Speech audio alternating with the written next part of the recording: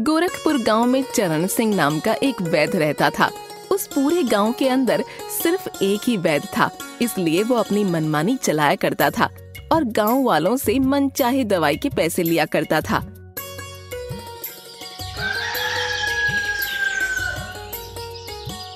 एक दिन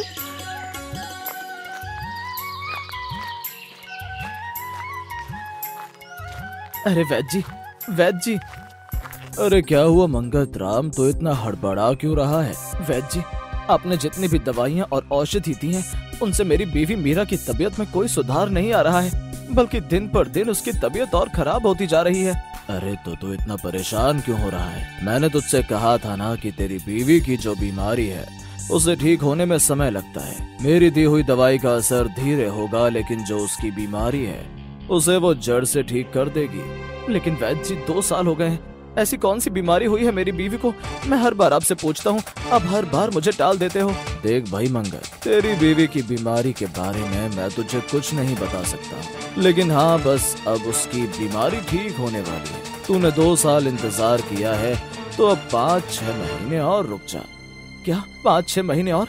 लेकिन वैद्य जी, उसकी हालत में तो मुझे कोई सुधार लग नहीं रहा है, बल्कि उसकी तबीयत तो पहले से भी ज्यादा खराब हो रही है। चल रुक, तो इतना परेशान हो रहा है तो मैं तुझे बहुत ही अच्छी दवाई देता हूँ, जिसे खाकर तेरी बीवी जल्दी ठीक हो जाएगी। हाँ वैद्य जी, आप मुझे जल्दी वो दवाई दे दीजिए।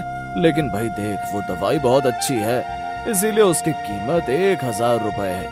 क्या 1000 रुपए? लेकिन वैद्य जी, मैं इतने पैसे कहाँ से लाऊंगा?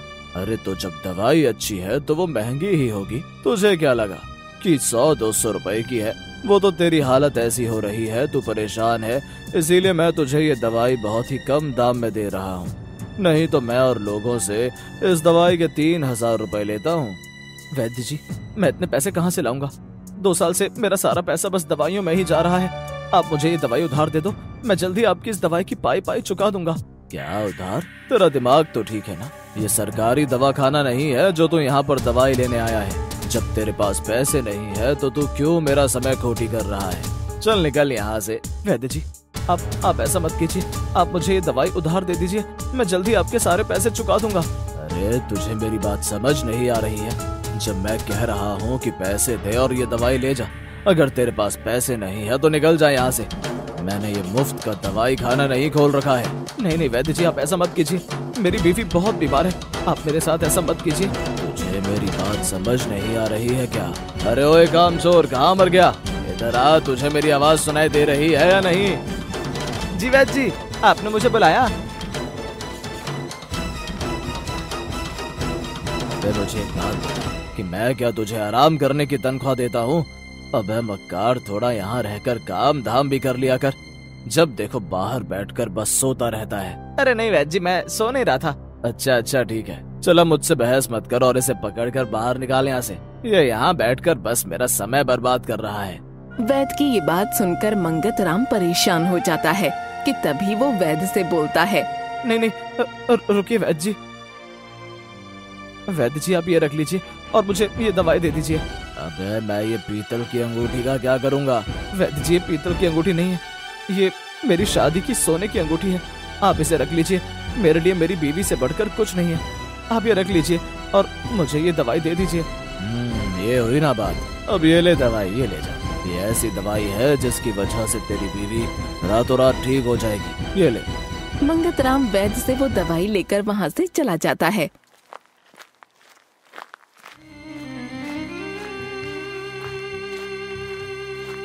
कि तभी रामू वैद्य से बोलता है, अरे वैद्य जी, वो दवाई आपने उस मंगत राम को दे दी, वो तो 100 रुपए की भी नहीं है, और आपने उसके बदले में उससे ये सोने की अंगूठी ले ली।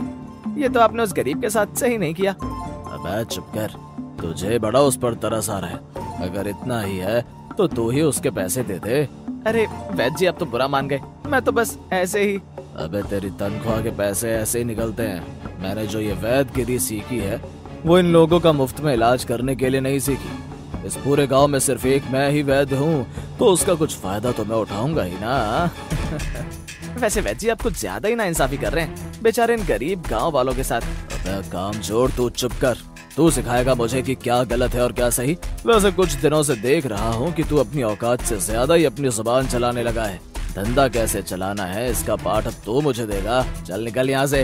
वैद्य जी मैं तो बस। चल अब चुप कर, मुझे काम मत सिखा। कैसे करना है और जाकर अपना काम कर। और देख बाहर अगर कोई मरीज है तो उसे अंदर भेज। चल निकल। नालायक कहीं का, मेरे अच्छे खासे मूड को खराब कर दिया। अब जा, मेरी शक्ल क्या देख रहा है तू। वैद्य से ये बात सुनकर रामू बाहर चला जाता है और उधर मंगत राम दवाई लेकर अपने घर चला जाता है।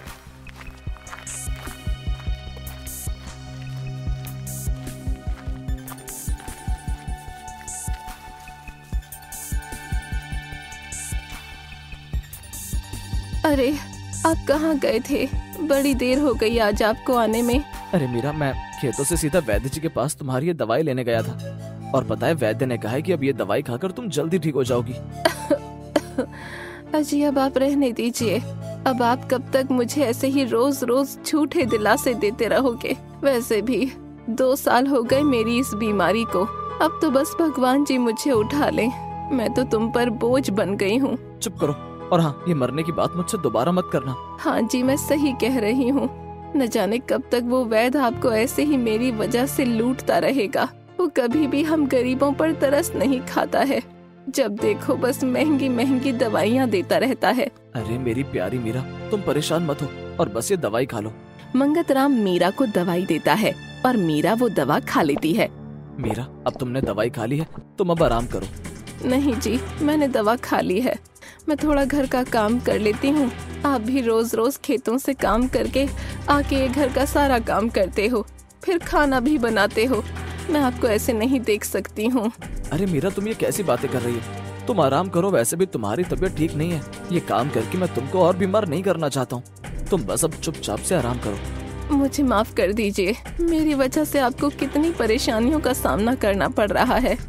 अरे तुम परेशान मत हो। मैं जब बीमार होता हूँ तो तुम भी तो मेरी देखभाल करती हो, तो फिर अब जब तुम बीमार हो तो मेरा भी तो फर्ज बनता है ना कि मैं तुम्हारी देखभाल करूँ। चलो अब तुम आराम कर लो, मैं इतने घर में थोड़ा काम कर लेता हूँ। ऐसा कहकर मीरा लेट जाती है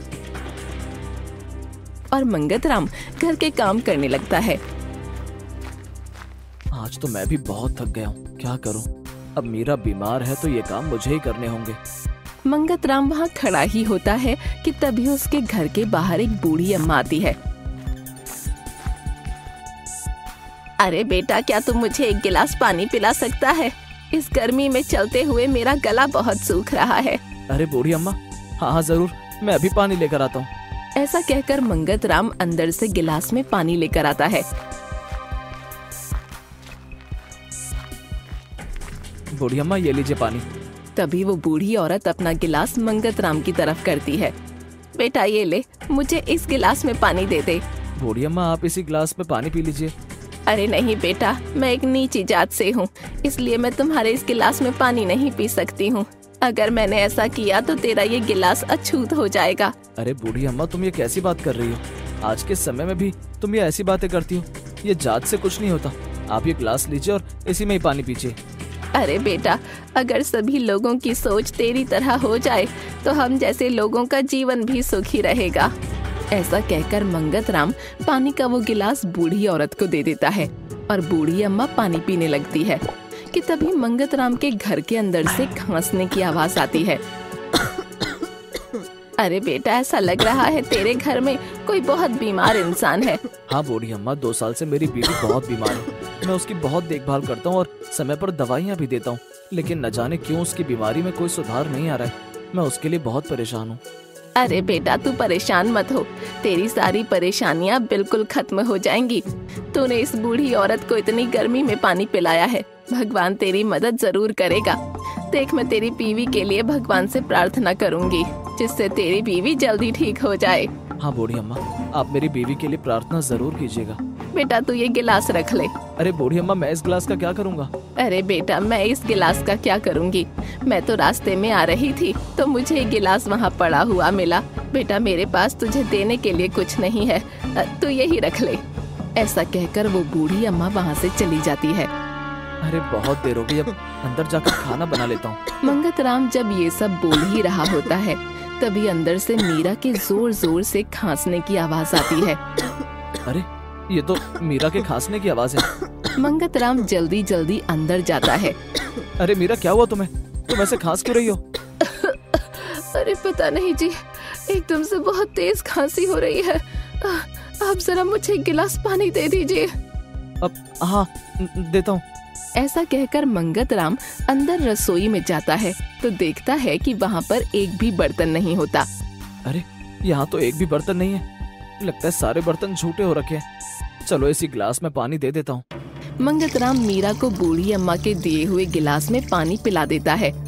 जैसे ही मीरा उस गिलास से पानी पीती है तभी वो एकदम से ठीक हो जाती है। अरे जी, आपने मुझे ये क्या पिलाया है? मीरा, ये तो सिर्फ पानी ही था। अरे नहीं जी, ये सिर्फ पानी नहीं था। इसे पीकर तो मुझे बहुत अच्छा लग रहा है। ऐसा लग रहा है जैसे मैं बिल्कुल ठीक हो गई हूँ और मुझे एकदम तरोताजगी महसूस हो रही है। मुझे ऐसा लग ही नहीं रहा कि मैं पिछले 2 सालों से बीमार हूँ। अरे वाह, तो ये तो एकदम चमत्कार है। लगता है कि वो वैद्य की दी हुई दवाई ने अपना असर दिखाया है। अरे नहीं जी, ये मुझे चमत्कार उस वैद्य की दवाई का नहीं लग रहा, क्योंकि मैं इतने समय से दवाई ले रही हूँ। मुझे तो आज तक ऐसा कभी भी महसूस नहीं हुआ, लेकिन आज जब ये पानी पिया तो मैं एकदम से बहुत अच्छा महसूस कर रही हूँ। अरे हाँ मीरा, मैं अब समझा कि ये सब कैसे हुआ। अरे मेरी मीरा, ये सब इस गिलास का कमाल है। क्या गिलास? लेकिन ये गिलास तो एक साधारण सा गिलास ही है। मंगतराम मीरा को सब कुछ बता देता है। हे भगवान, तेरा बहुत बहुत शुक्रिया। ए जी, आज जो भी हुआ ये सब आपकी दुआओं का असर है। भगवान ने आपकी सुन ली। देखिए जी, लगता है कि तभी भगवान ने उन बूढ़ी अम्मा को हमारे घर भेजा। हाँ मीरा, तुम सही कह रही हो। ए जी, मैं सोच रही थी क्यों ना हम गांव के बीमार लोगों को भी इस गिलास से पानी पिलाकर ठीक कर दें। अरे हाँ मीरा, तुम ये सही कह रही हो। अब जब भगवान जी ने हमें ये मौका दिया है तो क्यों ना हम इससे बेचारे जरूरतमंद लोगों की मदद करें। हाँ जी, आप सही कह रहे हैं। शायद भगवान जी ने इस नेक काम को करने के लिए हमें ही चुना है, इसीलिए तो वो बूढ़ी अम्मा सिर्फ हमारे ही घर में आई।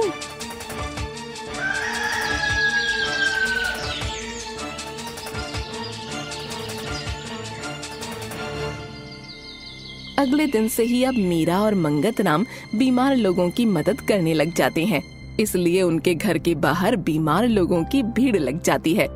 तभी उन लोगों में से एक बूढ़ा आदमी बोलता है।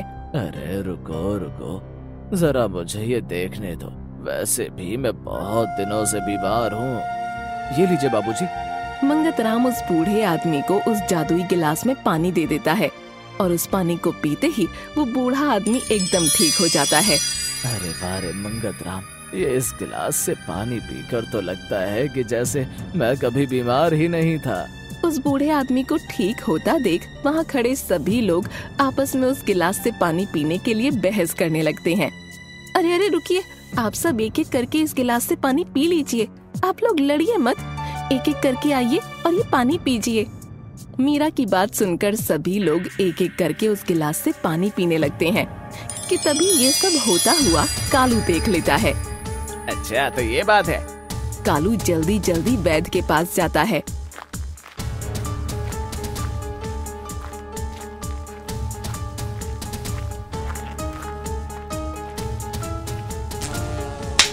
अरे वैद्य जी, क्या बात है, अकेले बैठे बैठे मक्खियाँ मार रहे हो? क्यों, कोई मरीज आज आपसे दवाई लेने नहीं आया क्या? अरे बताइए, वैसे आप ऐसे खाली बैठकर मक्खी मारते हुए अच्छे नहीं लग रहे हैं। अगर ऐसा रहा तो मुझे तो लग रहा है कि आपका ये दवा खाना जल्दी बंद हो जाएगा। अबे कलमुहे, जैसा तेरा रंग वैसे ही तेरा दिमाग। कभी अच्छा भी बोल लिया कर, जब देखो हमेशा उल्टा ही बोलता है। दिन भर तो खुद कोई काम धंधा करता नहीं और दूसरों के काम में नजर लगाता रहता है। अरे वैद्य जी, आप तो नाराज हो गए। वो तो आप ऐसे बैठकर मक्खियाँ मार रहे थे तो इसीलिए मैंने आपसे पूछ लिया। अबे जब एक भी मरीज नहीं आया तो क्या बैठकर मक्खियाँ ही मारूंगा ना? घुंघरू बांध कर नाचूंगा थोड़ी। अरे वैद्य जी, आप भी ना क्या बात करते हैं, मैं तो बस ऐसे ही। अरे कालू, कहीं ऐसा तो नहीं कि मेरी नकली दवाइयों को खाकर कहीं ये गांव वाले मर तो नहीं गए? कहीं मेरी वजह से ये गांव शमशान तो नहीं बन गया ना? राम राम राम राम, आग लगे मेरी इस जुबान को। अरे ओए सुन, मैं यहाँ बैठकर मक्खियाँ मार रहा हूँ, ये देखने से अच्छा है तू एक बार गांव में जाकर देख कि आज यहाँ पर एक भी मरीज क्यों नहीं आया है। अरे वैद्य जी, मैं यही बताने के लिए तो आपके पास आया था, लेकिन आप हो कि मेरी बात सुनते ही नहीं और उल्टा मुझे ही सुना रहे हो। अरे अरे मेरे प्यारे कालू, तू गुस्सा क्यों हो रहा है? चल बता, आखिर माजरा क्या है? क्यों कोई भी मरीज आज मेरे इस दवा खाने से दवाई लेने नहीं आया? अरे वैद्य जी, आपके पास तो गाँव की हर खबर होती है, फिर भी आपको ये इतनी बड़ी बात नहीं पता? अबे उल्लू के पट्टे, मेरा मतलब कालू बेटा, अगर मुझे ये सब पता होता तो मैं तुझसे क्यों पूछता? अरे सुना है कि वो मंगतराम है ना? अरे कौन कौन? अरे वैद्य जी, वही जिसकी बीवी 2 साल से बीमार है और उसका पति मंगत राम आपसे दवाई लेने आता है। वो दोनों पति पत्नी गांव के बीमार लोगों को पानी पिला पिला कर ठीक कर रहे हैं। क्या पानी पिलाकर? अबे तू क्या बकवास कर रहा है? कुछ नशा वशा तो नहीं करके आया ना तू? अबे पागलों के राजा, सिर्फ एक पानी पीने से ही बीमार लोग कैसे ठीक हो सकते हैं? अच्छा, ऐसा नहीं हो सकता तो तुम खुद जाकर ही देख लो, अगर तुम्हें लग रहा है कि मैं झूठ बोल रहा हूँ तो। अबे अगर इस बारे में मुझे पता होता तो क्या मैं इस काम को करने के लिए देरी करता? ठीक है, मैं तुम्हें अपने साथ वहाँ लेकर चलता हूँ, लेकिन वहाँ जाने के लिए तो मुझे कुछ, मेरा मतलब है कि मैंने बहुत दिनों से हर एक नोट नहीं देखे हैं, तो मतलब तुम अगर। अच्छा ले पकड़, तू अपनी जेब में पहले पैसे भर ले कालिए।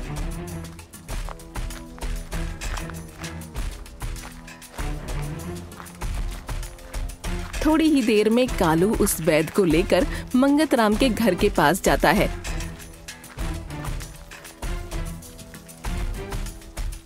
तभी वैद्य मंगत राम से बोलता है, हे काला जादू करने वाले, तूने ये क्या यहाँ पर तमाशा लगा रखा है? तू क्यों इन बेचारे गांव वालों को लूट रहा है? पानी पिला पिला कर इन लोगों को मारेगा क्या? पाखंडी काला जादू करने वाले। नहीं वैद्य जी, आप ये क्या कह रहे हो? देखो मेरी बीवी भी ठीक हो गई है, मैं कोई काला जादू नहीं कर रहा हूँ। अरे चुप कर, बिना दवाई खाए भला कोई कैसे ठीक हो सकता है? और रही बात तेरी बीवी की, तो वो तो मेरी दी हुई दवाई की वजह से ठीक हुई है। अरे वैद्य जी, आप तो रहने ही दीजिए, वो तो हम सभी गांव वालों को पता है कि आपकी दी हुई दवाई कितना असर करती है, और भला नकली दवाई से कौन ठीक होता है? ये सब बातें सुनकर वैद्य उन सब गांव वालों में खड़े एक बीमार आदमी को बुलाता है। अरे ओ चाचा, इधर आ, मुझे ये बहुत ही ज्यादा बीमार लग रहा है, तू पहले इसे ठीक करके दिखा, नहीं तो मैं तुम दोनों को चालूपंथी करने के जुर्म में दरोगा से गिरफ्तार करवा दूंगा। हे भगवान, कृपया करके मुझ पर कृपा करना।